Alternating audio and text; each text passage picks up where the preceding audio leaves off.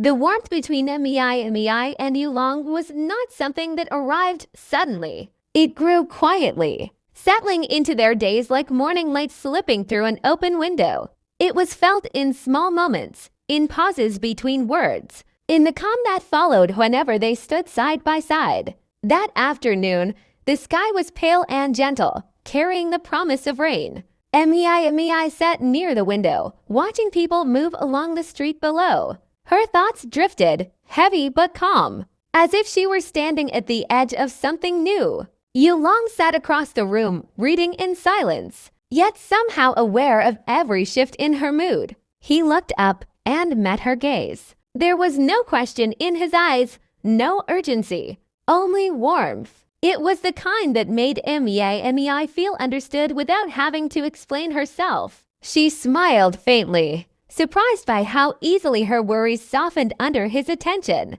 "You seem quiet today," Yulong said gently. "I think I'm just tired," Mei replied. "Not in my body, in my heart." Yulong closed his book and stood, moving closer, but not too close. He respected her space the way he always did. "Then rest," he said. "You don't always have to be strong." His words stayed with her. Mei had spent so much of her life believing strength meant endurance, believing she had to carry everything alone. Yet here was Yulong, offering her permission to pause, to breathe, to simply exist without expectation. They walked outside together as the first drops of rain began to fall. The air cooled, and Yulong instinctively adjusted his pace to match hers. When the rain grew heavier, he guided her beneath a tree, standing slightly in front of her to shield her from the wind. He did not make a show of it.